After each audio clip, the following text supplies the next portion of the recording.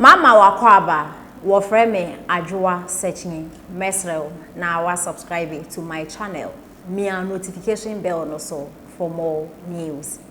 Ebusuafo owura kwesibuafo na okase na ochire se 2024 abeya yeba betu Ghana youth no mama na mwani enda ho NDC fo no mo prekukukuku so mo ba nti yembi ekwan mu mo ende o mana ya asonkwa didi no yen steady because NDC fo mfa de papa bi en ba Ghana ni bebi enya so mfaso da ebi nsi da NDC fo ni me ye the only one say NPP fo mfemra no won kasenti and that is what they know.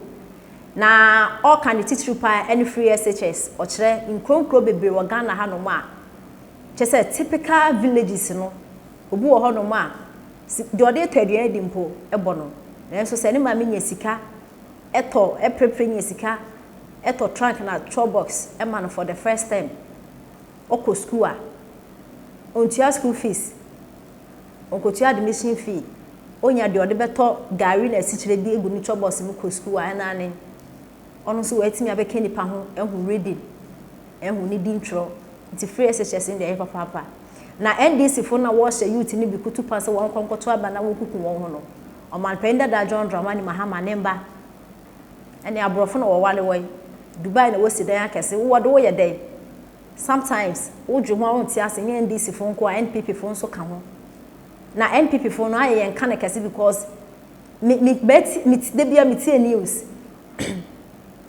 radio stations, TV stations, sa NPP na NDC eko communicate wo hono me no. Menti say NPP ni bia ka say about time do. Na sa wo polling station na wo hia wo nua fa Bible ni tiri menti bi da. Me ntwan traumati NPP for aka anka meka. But NDC for de. Ena Joseph ya me na eka. No man penda da John Dramani Mahama eka. Na so am constituency organizer. So hwan no so ka. Eruka bensem nkoa no mo kire se 2024 about yenkoye owura kwesibuafo kire se uye youth afa ho adwen na politician bi eni ho be ma na ne ba akwakoko e wo election day ebusanfo entiense mo de etuja information na mem ubeto ama o tribe ni na no ye information ni se ye ma mba ku kuma so ubeto ama kramoni ana se uye kramoni ubeto ama kramoni ana anto makramoni se sa wa yi enya wo busabusa ye ma mba ko so no de oyere hu nye front aba ma wa wo se de obi so aka ne de o de wo de afa so no de oye opeso di president na oyere hu nye fa onto aba ma obi so so wonu ni esom ba ko ma onto aba ma wa se de sitie wa de obi e ka ne de enti kwanya na onu mfiri kurukura ye nto aba ma enti de obi de e to aba no enye e bia de wo ye dai wo ka no ebi a ubetimi a peke economy 29 nyame nsa wom of course yes economy no ebi a niam atimi sesa honestly as I speak now eti na make say wo se niam bebiri sesa na adwuma no ayeye no bibia nye opposition no a chance on covid and we paint everything black one dey we paint ni paint no e black yo eti ho ye white crowd be ba be fa ho. So he is praying or they are praying for negative news. And obetes inflation be form eya ne ya. Sadetin inflation be form. Wonim se Ghana ni ho kire no a no obeto abade ama no no so ono so wontimi nye. Wontimi am oyira konhuma na ya ne de wonim so obeja wo aba no hoko de boy. Etinimpa ya wo bo ani se enka Ghana fo nkwada akora free education wo mu nkobi free education ya eba ye baby a akokọ enye NDC de because e ho profit e ho no obo ni nsam ta na nkrofo di nachi wo bo ni nsam ta na obi ebe ko school hwan na di aba ekobu obi tirimu aba wo good for boot so wa mama ko school nyasa amra ko war buroni nyasa na hwan no de won tre ha no won ko school ni bie ena wo se kurase kura free education ti utibi bo opportunity bi timi bie ma mo kan na mo se adeso akora bia yo be oye cons UK yeah Minia a consono wonja. Oba. In fact, a craft on the topic last no. Oba topo. A do better me a catch and say Ghana or minor assay. Eti eno krena make catch on say. There are sympathizers. One way nimuma.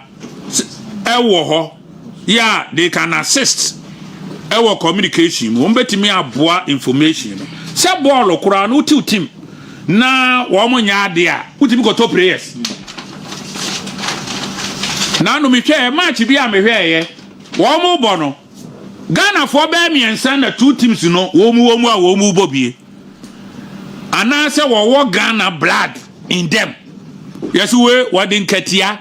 Yes we kudus we waya Ghana we wadin katia. The next match in so me hwe ye. Yes we Kwansa. The name Kwansa no probably also a Ghanaian related. Na fe Manchester afe me ko hwe ye boy ba ku bi nso so awo ho me kan kra no me commander no kra so onim ne papa. Obo Manchester United. Ball kra ye han yo ye han. Na nya politics. Ye han. Ball ye han. Me kwala brebu nana me so no na me very me papa no me clever e wo yi. Me ye nkraman bi ana me de ma ahan. Nkraman. Me tumi ye nkraman me do ma ahan. Me mom ko ba dey ma no ma kwachi nkusi ama. Ene nkrat ye me charge. Ada said me GB ana say by this ka. Me ni ametre ni won. What you ase ma so wo maduro. De bi asem enum ne wo ka so awie. Nso nyame ye. What you ase aha yankama ante no me adade matoto wo mudi e wo ho no me ya training wo ba ko your friend Tiger wait there are peace there are a whole lot of them because school no na masanya ye nkraman ye do mo ma han agi sika gu machi atwan I see. Abusia hwa abrana be nse no nkran ba pansema aduonum enan akasema nsia na ede nedwumadi no ABC movement abusiafo ensemwe na owura kosibuafo ede atudwa na abusiafo ensem owura kosibuafo eka no sanete politician bi eni ho 2024 betu ni busuanifo se onko police station enko tam ballot box enfa etu nhye ne ho enfa dade nhye ne ho kokko politician bi eni ho na wo kura wonye politician na wo kwakoto aba no wo beka kire wo ba so onko kono wonku no enti eya mete se NDC fo na ka se aya wo so nipa wu wo ho tachima nipa wu wo ho dododo nipa wu wo ho a nipa no mo wu ni de just ensem fata so mo to aba na nipa bewu enya kura so man yeti mo to aba na nipa bewu ene de da bia ne ye condemn se mo jabe gu fem e wa bra wo to aba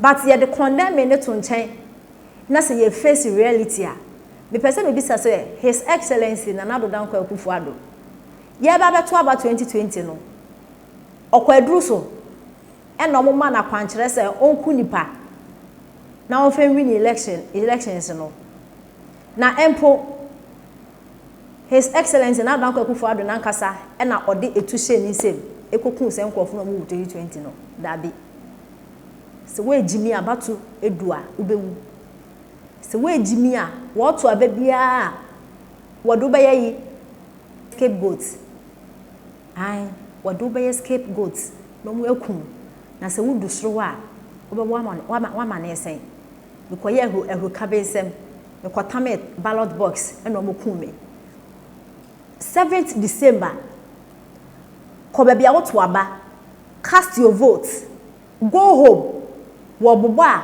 wo betumi atena TV ho radio ho etie results no ade na wo be ko a polling station akwatam ballot box wo be ye hey akwakopa adwuma mo bi ni papa obi ni maame at the end of the day no one nemba omo enjoy election day no omo ama usika kase abro so ya 50 million 5,000 Ghana cedis and the 5,000 Ghana cedis so can say the 2 days India nya yemba ye ton win and tali bebebe mpo de a day wetimi the 5,000 Ghana cedis ubetumi e di wa hwere wo krakwa